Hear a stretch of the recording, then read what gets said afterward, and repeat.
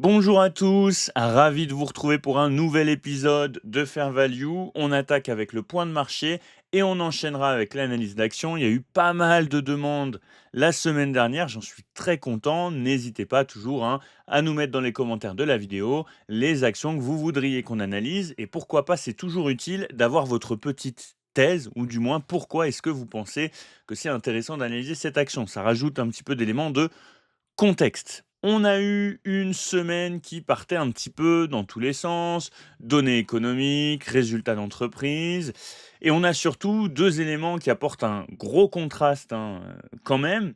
On a des taux qui sont au plus haut depuis 25 ans à peu près. Il faut savoir que la semaine dernière, l'État américain a emprunté donc à long terme sur 30 ans et a payé, enfin du moins avec des taux de 5,22%. Et pour retrouver un gouvernement américain qui emprunte aussi cher, eh ben, il faut remonter en 2021, ce qui est assez énorme. Ça aura un impact, ça a un impact sur les marchés financiers et donc aussi sur le marché action, du moins c'est ce qu'on pense, mais face à ça, on a aussi des actions qui battent leur record historique, donc quasiment en même temps.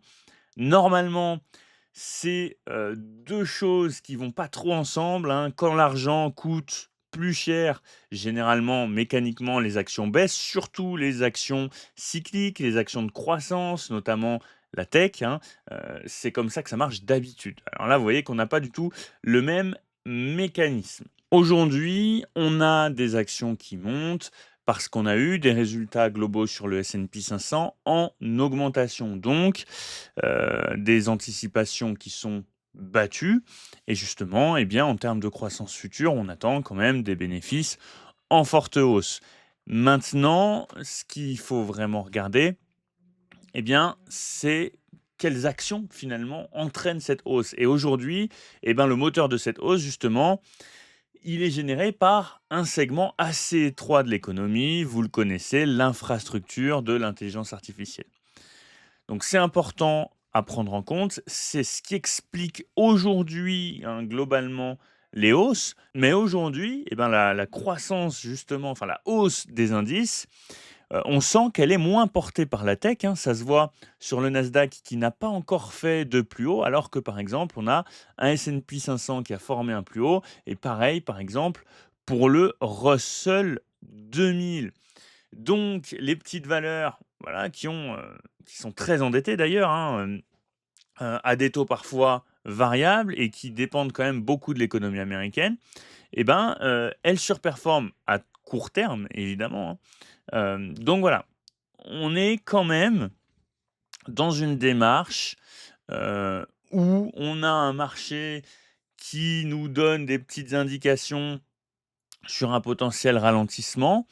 Néanmoins, on voit qu'on parie plus sur un atterrissage en douceur que sur une récession, même si on a des taux qui restent très élevés pour plein de facteurs différents. La Fed, Hormuz qui reste bloqué, et cetera, et cetera. On a d'ailleurs eu, plusieurs autres facteurs, qui penchent pour un ralentissement potentiel de l'économie, heu, américaine. Mais comme je vous le disais, voilà, on a un marché qui a tendance à penser que ce se fera plutôt en douceur, On a notamment, l'emploi qui se contracte, on a aussi l'inflation, qui reste quand même assez, élevée. On va avoir aussi la consommation, on a eu les chiffres de la consommation avec notamment les ventes au détail qui sont en dessous des attentes. Donc voilà, une multitude de, facteurs qui montrent quand même que voilà, on a une économie qui a été longtemps résiliente, mais qui marque un petit peu le pas tout de même. Et ce qui devrait, driver le marché, eh bien, ce sera la décision de la Fed. Sur les taux, pour l'instant, voilà, on anticipe. Il y a un gros débat. Est-ce qu'on va avoir une hausse des taux, pour septembre ou non? C'est assez difficile à dire. Les probabilités, de ce que pense le marché évoluent aussi, beaucoup. Pour moi, c'est quand même l'un des sujets, les plus importants. C'est des sujets, voilà, qui sont quand même, facteurs d'inquiétude pour le marché. On le ressent pas beaucoup sur le cours. On le ressent plus sur le cours du Nasdaq, notamment et donc, des valeurs un petit peu tech. Pourquoi? Parce qu'il y a un gros enjeu sur le financement de l'intelligence artificielle, notamment. Et justement, en parlant d'intelligence artificielle, vous le savez, bah, voilà, justement, l'investissement se finance désormais par la dette. Des taux élevés, c'est quand même plutôt inquiétant parce que ça veut dire que c'est des investissements, qui se financent plus cher, hein. La dette nous coûte plus cher qu'avant. Justement, bah, ça crée, heu, un repricing entre guillemets des ratios. Pareil, toujours selon plusieurs facteurs. Il y a un réajustement, notamment au niveau, des notes de crédit. Ça impacte aussi les valorisations des entreprises et je pense qu'il faut vraiment prendre en compte qu'aujourd'hui, et ben, l'ère des géants de la tech, avec des trésoreries ultra positives, et ben, pour l'instant, du moins à court moyen terme, c'est un peu terminé. On a des sociétés qui vont devenir plus sensibles aux taux d'intérêt comme n'importe quelle entreprise, capitalistique. D'autres facteurs importants pour l'intelligence artificielle, on a notamment OpenAI qui a baissé de 80 le prix de GPT 5.6. On a aussi Claude qui a lancé Opus 5 à moitié prix, de son modèle le plus «performant», hein, entre guillemets. Faut aussi prendre en compte que, voilà, il y a de la concurrence, les modèles chinois ouverts, notamment DeepSeek, Moonshot, donc il y a pas mal de choses à prendre en compte. Aujourd'hui, on est quand même sur quelque chose qui commence à se banaliser, du moins pour l'usage global, l'usage que 90 des gens en ont. On est sur quelque chose qui est très banalisé, ça devient des produits, qui sont très standards et les arguments finalement pour passer sur les abonnements au-dessus, sur les modèles les plus performants, et ben, ça va être, pour le coup, des gens qui en ont un vrai usage, un usage un petit peu plus technique. Maintenant, la question qu'on va se poser, c'est est-ce que les volumes vont, compenser? Dans le cas où ils compensent, ça va vouloir dire que la baisse des prix, elle va ouvrir des usages qui n'existaient pas forcément avant. Pour moi, on a quand même une multitude d'usages qui existent déjà. Je vois pas aujourd'hui, dites-le moi dans les commentaires d'ailleurs, si vous imaginez que certains usages pourraient être ouverts par la baisse de ces prix-là, sachant qu'il y a déjà beaucoup d'usages qui sont, ouverts par les modèles gratuits notamment, hein, déjà dans un premier temps. Et à ce compte-là, ben, effectivement, les géants du cloud, donc les Magnificent Seven, aussi Nvidia, devraient gagner. En revanche, si les volumes ne compensent pas, justement, eh bien là, on a des marges qui pourraient se compresser et des retours sur investissement un petit peu plus, compliqués. Donc un marché qui réviserait à la baisse la durée de ce cycle technologique et de ce cycle d'investissement. Je vous passe la l'IPO d'Anthropic, de Claude, hein. Je pense que vous en avez déjà beaucoup entendu parler. On a vu passer ça un petit peu, partout. Vous irez lire si ça vous intéresse. Voilà, je vous fige un petit peu l'écran comme ça, vous pourrez faire une petite capture d'écran, si besoin. Hormuz, pas beaucoup d'évolution, donc je ne vais pas vous refaire le pitch sur, l'inflation, hein. Maintenant vous le connaissez bien. Je vous fais pas non plus, hein, tout le speech sur, les cryptos, hein. On a une décorrélation par rapport notamment au, S&P 500. Donc pour l'instant, les flux ne vont pas vers la crypto-monnaie, du moins pas vers le bitcoin, hein. Et généralement, heu, vous le savez, on a des altcoins qui ont tendance quand même à suivre ou à performer, après le bitcoin. Pour l'instant, c'est vrai que on reste un petit peu, on fait du surplace, hein, sur la crypto. Cette semaine, pas mal de choses, à surveiller, hein, particulièrement les minutes du FOMC. Pour moi, ce qui va être un petit peu primordial, ça va être les anticipations d'inflation, si il y en a, et puis aussi un petit peu, ce que justement, bah, va nous dire la Fed sur la faiblesse de l'emploi, d'où ça vient, savoir un petit peu ce que eux en pensent aussi, comment est-ce qu'ils le traduisent. C'est important, hein, parce qu'on n'a pas tous la même vision et pour le coup, la vision de la Fed est assez primordiale et puis, hein, même si la saison des résultats, elle touche à sa fin, il y aura quand même quelques, éléments intéressants à regarder, notamment du côté de, Walmart qui vont aussi nous donner des petites indications sur les volumes, la consommation et cetera et cetera. Pour investir, que ce soit sur compte titre ou sur PEA, vous le savez, j'utilise XTB. Ça fait plus d'un an maintenant que je travaille avec eux. Ils ont un super service client, très réactif. Il y a 0 de frais de commission sur les actions et les ETF jusqu'à 100 000 € investis par mois. Donc, si jamais vous voulez ouvrir un compte titre ou un PEA chez XTB, vous avez le petit lien de parrainage dans la description et en plus, ça permet de soutenir mon travail. On a eu pas mal de propositions d'analyse. Alors Hermès, je vais pas revenir dessus parce que on en a déjà parlé dans l'épisode 11, donc la semaine dernière, mais on a eu des suggestions assez intéressantes. Donc on va regarder tout ça en commençant par Renault. Effectivement, c'est un dossier que je ne regarde pas beaucoup, je vous l'avoue. Le secteur de l'automobile, je trouve qu'on est dans une période vraiment compliquée. Longtemps, pour moi, Renault, c'était l'une des entreprises qui s'en sortait le mieux. Alors vous le voyez, hein, d'ailleurs, je n'ai même pas analysé techniquement Renault pour le moment. C'est baissier, on est sous la zone de neutralité du RSI. Chaque fois qu'on vient retaper les 50, on repart à la baisse. On a une petite divergence haussière là dernièrement, donc des points de plus en plus bas sur le cours de l'action, des points bas de plus en plus hauts sur le RSI. C'est ce qu'on appelle une divergence haussière. Maintenant, pour la confirmer, il y a des supports à casser. Pour l'instant, vous voyez que ce n'est pas le cas. On continue de faire des points hauts de plus en plus bas, des points bas de plus en plus bas. Et pour moi, hein, le point de pivot, ça va être cette moyenne mobile de 100 périodes en hebdomadaire. Comme nous le disait notre ami, un PER de 4,8, c'est vrai que ça peut sembler très bas. Il faut savoir qu'on est sur des entreprises qui sont cycliques. Attention, difficile, hein, d'avoir des gros ratios sur des boîtes cycliques comme celle-là. On n'est pas sur de la tech. On a battu récemment les attentes sur les résultats. Pour moi, sur Renault, il y a plusieurs facteurs. Bon, déjà les marques chinoises, hein, qui pèsent quand même, aujourd'hui déjà, environ 8 du marché français. Elles attaquent notamment l'entrée de gamme, exactement là où on va avoir des entreprises comme Dacia. Donc je pense que déjà on anticipe peut-être un ralentissement du côté de Dacia. On a une guidance aussi qui est passée sous les attentes. Donc voilà, hein, ça corrobore un petit peu ce qu'on pensait, sur le premier élément. Et on a aussi une stratégie qui vise d'abord la valeur avant le volume. Alors pourquoi pas? Hem, Maintenant, il faut quand même que ça fonctionne face à des modèles bien équipés, les voitures chinoises notamment. On a, Iveco qui a sorti là son SUV.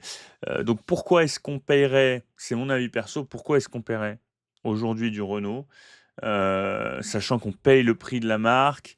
Hem, c'est une question que je me pose, donc c'est pas évident pour Renault. Pour moi, on sanctionne pas les bénéfices actuels là, hein, aujourd'hui, mais on révise quand même ce que, voilà, pourrait valoir un constructeur un peu généraliste européen dans une dizaine d'années face à la concurrence asiatique notamment. Dans la même lignée, on a Stellantis, hop, STL AM côté à Milan, c'est toujours très baissier.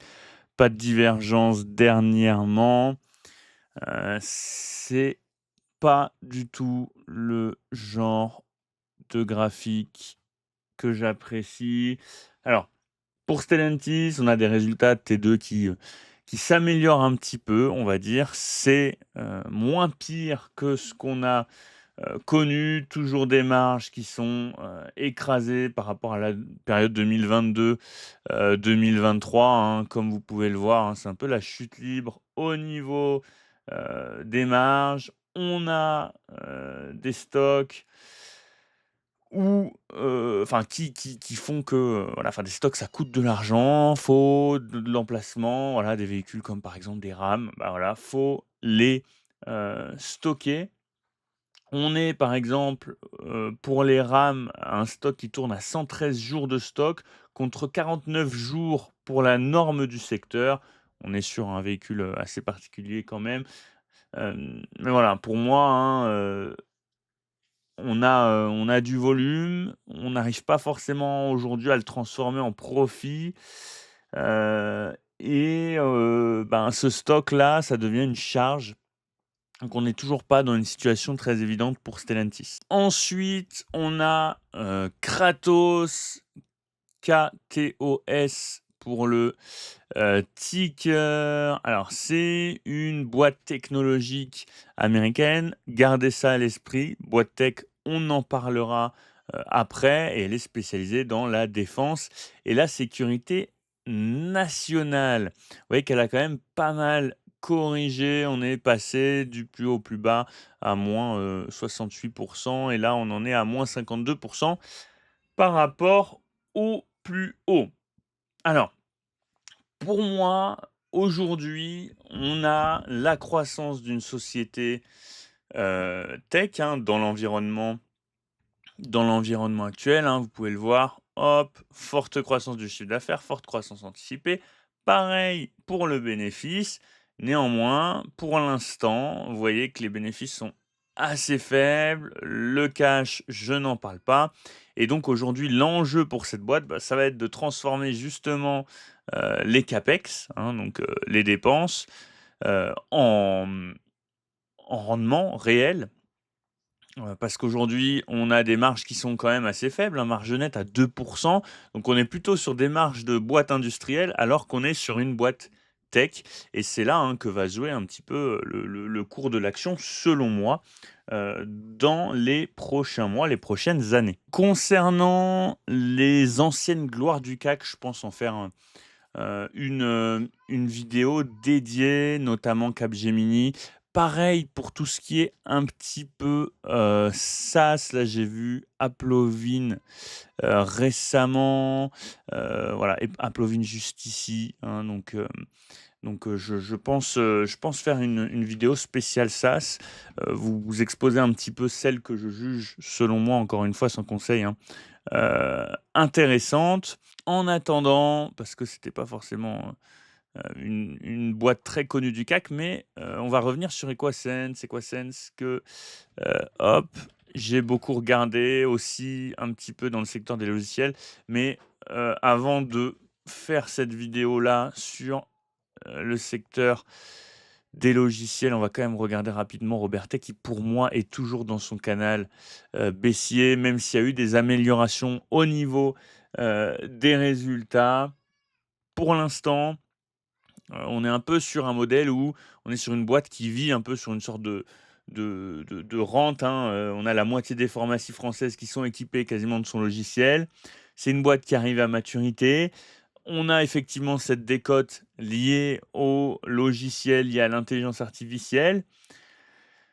On a un parc qui est équipé. Moi, ce qui me plaisait, c'était vraiment le fait de s'exposer à de nouveaux, essayer de percer un petit peu, en fait, le marché européen. Pour l'instant, voilà, c'est pas encore quelque chose qui est concrétisé, et je pense que c'est l'une des choses que le marché attend.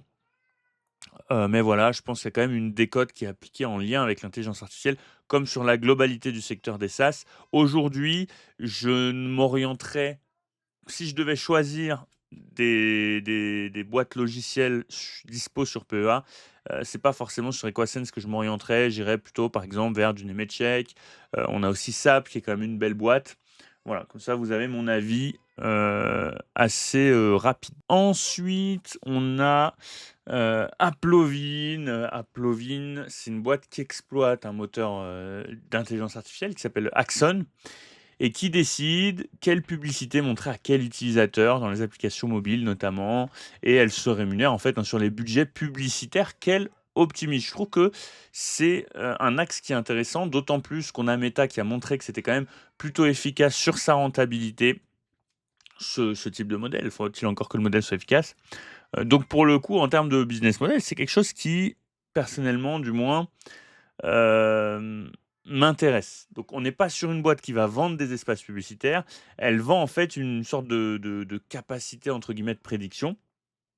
Donc sa croissance, elle vient de ce que l'algorithme identifie, hein, mieux que les autres, que les équipes marketing, et cetera, et cetera. Je vais vous mettre, hop, hop, hop, hop, Applovin juste ici, Applovin Corp, hop, quantitatif. Donc voilà, en gros, le but, c'est de définir sur quoi est-ce que tel type d'utilisateur va cliquer, va acheter, et cetera, et cetera. Au niveau des fondamentaux, c'est correct, hein, les marges en hausse, du cash flow, des bénéfices en hausse, et cetera, et cetera. Donc il y a quand même une décorrélation pour le coup, entre, les bénéfices, le cash et le cours. Maintenant, si on regarde un petit peu dans les KPI, on a quand même une baisse des clients payants, globalement, mais ça veut dire qu'on a une rentabilité par client qui augmente. Donc ça, c'est plutôt quelque chose de, positif. On a un price to FCF aujourd'hui qui est aux alentours de 25. Je trouve ça plutôt, raisonnable. Ça se paye, si je vous dis pas de bêtises, environ 20 fois les bénéfices.